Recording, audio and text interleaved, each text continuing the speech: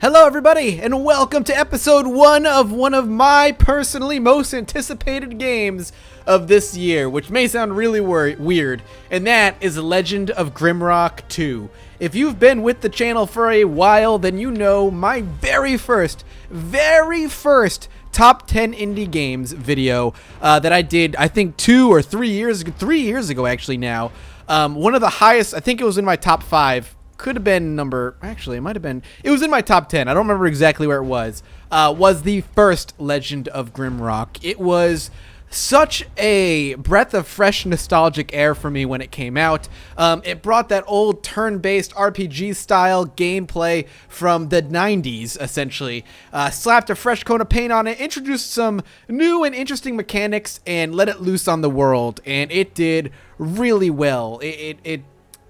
It was just such an immersive and fun experience. The lighting, the dungeon designs, everything about The Legend of Grimrock 1 was awesome, and I adored it. And when I learned that there was a second one being released, and not only was there a second one being released, but it was going to be kind of a new twist on the first one, I was super excited. And the developer was kind enough to hook me up with a copy of the game to play, and I am really excited to dive into this game and play it. I hope you guys are excited for it as well. I'm not quite sure what kind of audience is going to be here to watch this, but I'm excited to play it, and even if there's not a lot of people here to watch it, I will end up playing it off camera either way.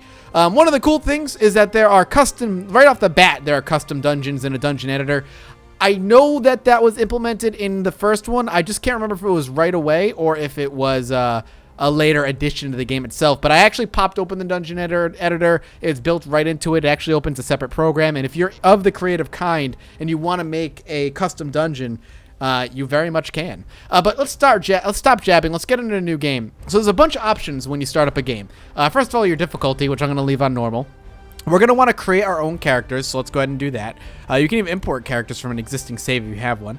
You can go old school mode, which means there's no in-game map. What you can do is get like grid paper and pencils and map out the game yourself. That is what you had to do back in the 90s, no longer obviously, and I'm not going to do that because that would be ridiculous. I have a poor sense of direction as it is. Lord knows what would happen if they let me do it myself, so we'll not do that. Ironman Mode is basically you can only save at healing crystals. I'm also not going to do that because I don't know how long there is between healing crystals. So for the sake of being able to make episodes of a decent time length, I'm not going to do Ironman Mode. And then single-use crystals I'm not going to use either, which means saving crystals can only be used once. So the only thing I'm going to check is create characters, but you can see there's a lot of cool things you can do right off the bat. So let's go ahead and hit apply. So let's make our characters. Our first prisoner is going to be Mathis Games. We'll just name him Mathis. We don't need to do anything else. He'll be a human, and there's a bunch of classes here. Some new ones, some reminiscent ones. Right away, he's a fighter, so if we go over to fighter, he is a master of close combat. You are trained to use a wide variety of weapons. He has 60 health, and he gets 7 health per level. He has 30 energy, and he gets 30 energy per level. Special attacks with melee weapons take half the time to build up and cost weight. Special attacks with melee weapons take half the time to build up, so they're quicker to build up and cost less energy. So he's just really good with special attacks. We'll build him for front line, so fighter's a good choice. We also have Barbarian. As a Barbarian, you do not care about finesse in combat. Instead, you rely on raw power. So he gets way more health. Energy stays the same, and he gains a +1 strength per level. So he's really basic, and he's kind of built to sit at the front line. Why the fuck would you pick a farmer? As a farmer, you do not command great... Let's go through one at a time. I don't know why I'm going all over the place. As an alchemist, you brew potions and defend yourself in combat by wielding firearms. 50 health. So he's a ranged character. 6 health per level. Energy. A lot of extra energy. Way more energy, which makes sense. Herbs in your inventory multiply. Okay, interesting. So if I put herbs in somebody's inventory, they will grow on their own. The growth rate is determined by the number of steps taken, so... That's how they determine time. Firearms have a 50% less chance of malfunction. That sounds cool. We're that Battle Mage. As a Battle Mage, you are comfortable with fighting in the front row as well as blasting with spells from the back row. So less health, but way more energy. Weight of equipped armor is reduced by 50%. Interesting. You can cast spells with bare hands. You gain protection 10, plus resist all plus 10 when equipped with a staff or an orb. Interesting. Okay, farmer. What the hell is this about? As a farmer, you do not command great powers and do not know how to wield a sword. Instead, you are familiar with digging ditches for irrigation and the growth cycles of pit root plants. Basically, everything a successful adventurer would never need. Instead of slaying monsters, you gain experience by eating food. What? Why would you ever pick this class? Why do I have a feeling this class evolves or something into something secret? That is the weirdest thing. You would just like stuff your gob full of food the entirety of the time you play as the farmer. That is really weird. I can see that maybe you'd be able to like, it's one of those things that it starts weak, but if you just shove food down his mouth, he would grow and level very quickly. And maybe if you have an alchemist farmer combo where you grow food on the alchemist and you just shove food in the farmer's mouth, that'd be a very interesting idea. All right, we're not playing as a farmer. It's not happening. All right. As a knight, you believe that good preparation is the key to triumph in combat. You're specialized in wielding armor and using the shield. So this could be kind of like our tank character. 60 health plus 7 per level, 30 energy plus 3 per level, protection plus 1 per level. Weight of equipped armor is reduced by 50% so you can wear more armor. All right, and that makes sense. Then we got rogue. Stealthy warrior prefers to use ranged weapons over light. Health is 45 plus 5 per level. Decent energy. When dual wielding, you suffer only 25% penalty to weapon damage. Normally it's 40%. Plus 1% chance per level to score a critical hit with missile or throwing weapons. Interesting. So as we get up in level, he crits more often. It makes sense. And then as a wizard, you can cast spells with your bare hands. You get extra willpower. 35 health plus 3 per level. And a lot of energy because you kind of need it. All right. We're definitely going to we'll make Mathis a knight. I like the tank idea. We're going to want decent strength. And carrying capacity goes up, so we'll do like that. We don't need anything in willpower. What's dex? Affects your accuracy and evasion. Vitality is the amount of health you have. So he's going to be a tank. Let's do 2 more in strength and 2 more in vitality. Decent dexterity for being able to dodge. And we get to pick 2 traits. You are full of rage, plus 4 damage. You have a potent aura, plus 20 energy. That seems like just a flat bonus of plus 20 energy. Good for first level, but doesn't exactly scale well. You are naturally resistant to cold. Max carrying capacity is increased by 25, and food consumption rate is decreased by 25. That could be very useful. Fast learner, you gain... well, let's go one by one. I have such ADHD when it comes to this kind of thing. You know how best to stay away from harm. That could be good. You're exceptionally healthy, plus 2 vitality. That would be useful level 1, but again, I feel like wouldn't scale very well. You gain 1 extra skill points at first level. It may only be used to raise a skill from 0 to 1. Again, great first level 1, but not exactly something I want to grab. You are resistant to physical punishment, plus 20 health. Your reflexes are exceptional, plus 2 dex. Your great-grandfather had fiery eyes, so resist fire, 25. You gain experience 10% faster. This bonus in addition to experience bonus granted by your race. That's very useful. Plus 2 strength. Your skin is very thick and armor-like. Alright, I think we're going to take Fast Learner, because it's a human trait. And I think Natural Armor. The weapon specialization could be good. Armor, but he's going to be a tank, so let's go Natural Armor. So he's going to be super tanky, and it's really hard to kill him. All right, we have 2 skill points we can use. We're going to want to put it in armor. And is there like light? What's heavy weapons? Increase. So armor, yes. Is there shields? No. Light weapons. Is light weapons 20%? Blah, blah, blah. What is a light weapon? What is considered a light weapon? I think heavy weapons is what we're going to want. 2-handed weapons in 1 hand. Okay. Increase damage of light weapons by 20% for each skill point. At third skill level, you can dual wield light weapons as long as one of them is a dagger. At 5th level, you can dual wield any light weapon. I'm thinking heavy weapons, so we can do like eventually at 5th level or at 5th skill level, we can do like a shield in right hand and then like something 2-handed in the left. I like it. Let's do that. Cool. So that's our knight. So we need a new prisoner. Can we change his portrait? Oh, we can. Cool. He's a badass. All right, let's change the race though. We have Insectoid. That's from the other game. That's from the first one. Lizardman, Minotaur, and a Ratling. Interesting. What do we want? I think a Minotaur would be great for a Barbarian. We do want 1 more frontliner. So let's go ahead and do a Minotaur for a frontliner. This will be Northern Lion. He's not a lion, he's a Minotaur, but he's, you know, close enough. And I think we're going to do Barbarian. And we'll keep his... He's not going to be able to dodge very well. We'll keep him at 20 strength, 18... We'll actually crank his dex up to 8. And he's got... What is his Minotaur special ability? +1 strength for each skull carried. That's cool. That carries over from the first game, so... Let's make sure he's got Headhunter on so we can give him lots of skulls. And then he's got Rage. Your strength is temporarily increased by 10 when you have less than 20% health. That is really cool. We don't really need to worry about his strength too much, mainly because we just jacked it up. So let's give him the 2 Minotaur ones.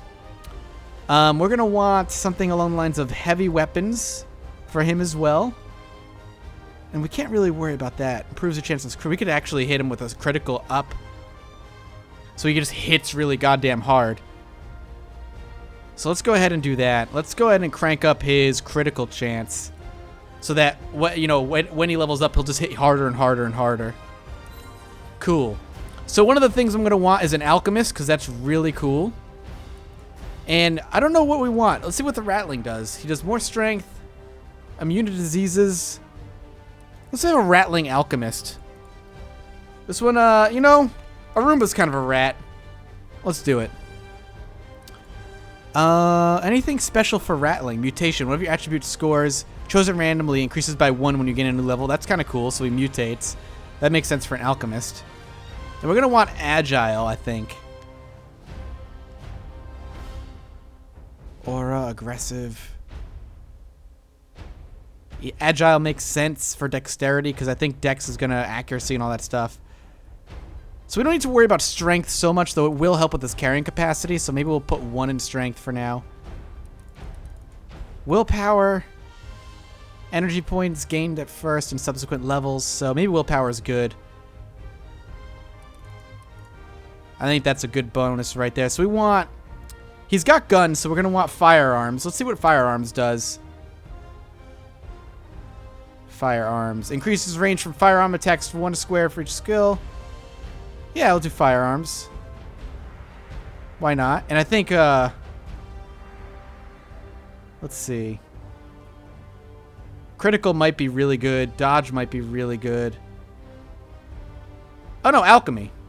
Brew a wider range of potion. Yeah, let's do Alchemy. That makes the most sense. And then finally, what do we want? A wizard.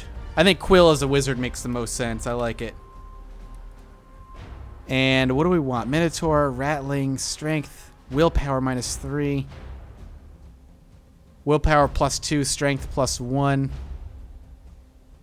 Dex and Vitality drop pretty harsh, though. I think we'll leave him as a human. Human Wizard is cool. I'll take it. He's a dashing-looking wizard. We'll leave him at that. I like it. Portrait type, standard, custom, no. No custom. All right, let's focus on willpower, obviously. Dex is going to help him a bit. Extra health points, but we want him to have... Oh, we can't go any higher. Unfortunate. There we go. So we want fast learner again, and then maybe strong mind. So willpower +2. So that should bring him above... I'll put him at 22. Then we want mostly magics as a focus. Fire magic for damage. So it'll help with this fire magic skill. Air magic, earth magic, water magic. I assume water magic's healing, so let's go ahead and give him a water magic one. And that's our team. Beautiful. Took a little while to build the team, but I love character building and stuff like this. So our team is looking pretty sexy, if I do say so myself. We'll start the game and let's see what the story is. Oh, I'm so excited for this game. You guys have no idea. I was such a fan of the first one. All right. I'm curious why we're on an island as opposed to like a jail cell. It's taking a while to load, I will say that. Bum, bum, bum, bum, bum, bum. Wow, this is taking a while. Okay, here we go.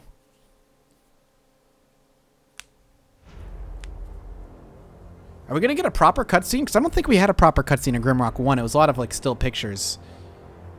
Looks like we are. That's exciting.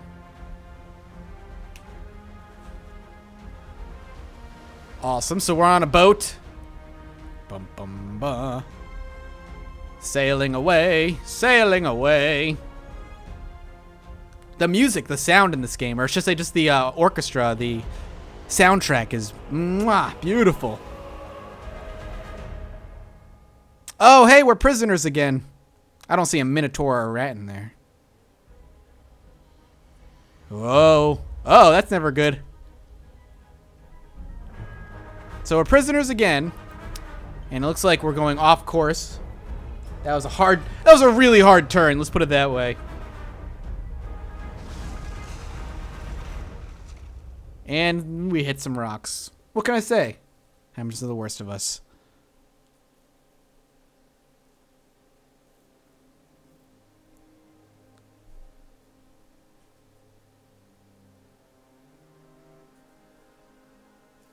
And somehow we're not sinking, we're floating.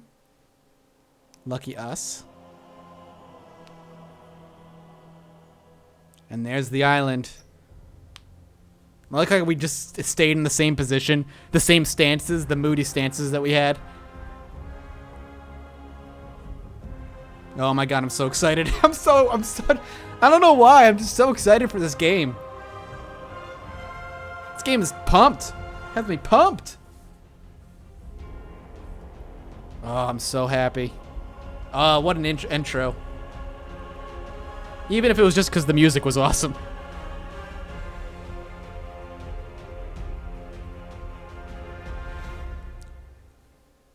Bring it on, baby. Bring it on. What do we got? And we start in a cage. So it's very old school. Q and E will rotate us at 25% of the way around. Looks like we're kind of stuck. We can look around a bit. Okay, we can actually grab that stick. I can't get out of this, so I presume... Let's go ahead and... okay, we hit. So WASD keys to move. You can right-click to attack. We move on a grid-based kind of thing. You're moving back and forth on a grid.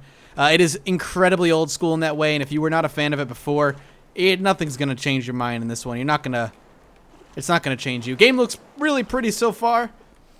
Now, if I remember correctly, the magic works really weird in this game. It worked really weird in the first one, in that in order to cast magic, here's Quill right here. We have to right-click on his hand. It's like a bunch of symbols, and each one represents something.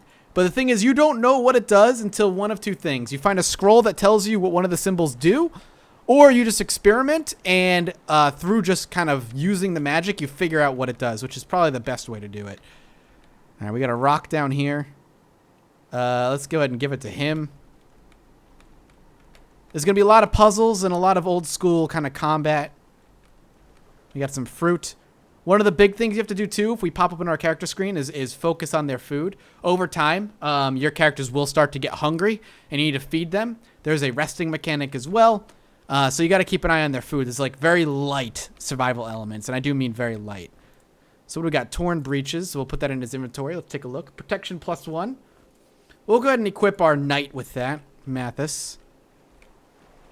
What do we got? Can I go over here? I can't go in the water past this area. Makes sense. Can't go there. Oh, I can actually beat on the grass. That's a little weird. So, alright. We can kind of beat the grass out of the way. So that might help with some secrets. A bone club. Alright, we'll go ahead and equip it to our Minotaur Barbarian. Easy enough. He actually hits really hard with the wooden club. Alright, so this is a ether weed. Oh, there's a turtle. We're going to give that to our alchemist because it should grow by itself. Alright, so one of the bigger... I don't want to say bigger complaints, but one of the complaints of the first game is that you could kind of cheese the system a little bit, and that you could, like, swing and move. It was kind of like semi-real-time, semi-turn-based.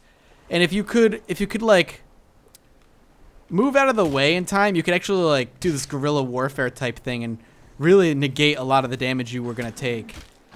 It's a little bit cheesing the system, but at the same time, it's in the game, so I guess it's not necessarily cheesing the system all that much. Turtle steaks. Let's go ahead and slap that on our knight for now. We'll end up doing that later to feed our character. Anything over here? Gotta keep an eye out, too, for secrets. There were a lot of secret switches in the first game. We'll play a little bit longer because we did spend a lot of time just creating a character. So it looks like... What do we got? There's an egg here. I think I saw... Yep, I did. We'll go ahead and grab that. I don't know what I can do with it quite yet. Shift click to handle single item. Oh, we got a turtle. Let's try and find out some spells. We'll start in the top left and we'll just mess around a bit. So if we click this and then click that... Oh, well, there's fire right off the bat. Don't leave me. Alright, so we know what the fire spell is right away. And it tells you right here now that we have it. It'll just tell you the spell. So, some people didn't like that. I actually liked it a lot. Oh, there's a dart. There's a few darts. We'll go ahead and give it to him. I actually like that experimentation system a lot. It kind of adds this mystique and this, well, the need to experiment quite a bit. Ah, first key. We're going to put that in someone's hands. We're probably going to need that. Can't actually do anything. Was there a secret here? No, doesn't look like it. There was another turtle around. Where'd he go? There he is. We'll go ahead and hit him with a dart. Hit him with that. Seems like the mana regenerates pretty quickly. What is this? Sandals. Cool. We'll see what those what kind of armor the sandals are going to give. +1 protection. My goal is to get this guy armored up earlier than the Barbarian, since I'm planning on him taking most of the hits. Alright, we can't actually... Just kind of want to smack away some of the grass. I just want to see if there's anything hidden. Doesn't look like it.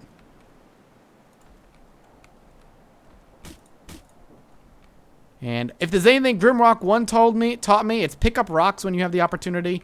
Because chances are you're going to need them to put down on pressure pads later.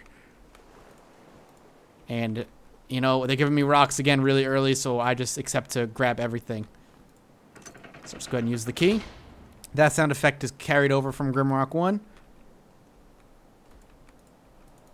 Alright. So far, so good. Is there anything that's sticking out that says secret? No. Alright, so... Alright, that was easy. So that's what I'm talking about. One of the pressure pads that you have to kind of mess with and just put... Oops. Oh.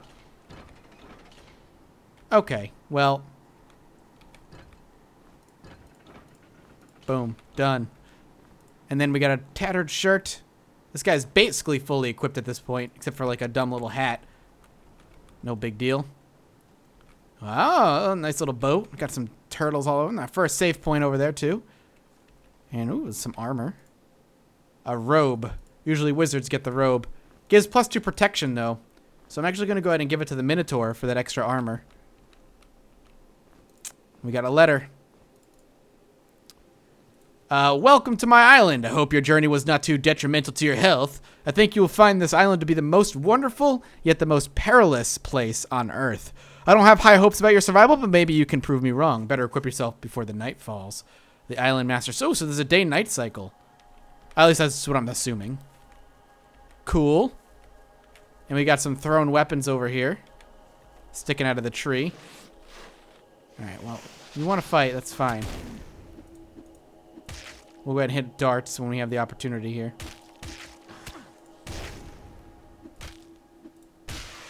Perfect. And some more turtle. And what is this? Scroll of Fire Burst. Is that what we know already? Yep. So you hover over it and it tells you what the spell does. But we already knew that because we had experimented quite a bit. So that's a save point. When you click on the save point, it will fully heal you, as well as obviously save the game. Let's go ahead and give that to him. We have no firearms for Alchemist yet. I'm looking forward to getting some. What is that? K. Do you see? That is a K right there, right? That's actually interesting. Okay, interesting. I'm not quite sure what that means. So quite clearly there. And that looks like that might just be like a graphical thing. All right. Well, so far, so good. It's a little early to be making a full decision on how great this game is, but I'm excited. So it's just telling us how the crystal works. Same exact thing as the first one. We'll save the game here, and I'll wrap this episode up. So thank you guys so much for watching. I hope you're excited for this. I am super excited, and I'm curious how well this is going to do on my channel. So let me know if you guys are excited to watch the game. If you are, comment below, drop a like. All your support is greatly appreciated, and as always, I'll see all of you next time. Bye-bye.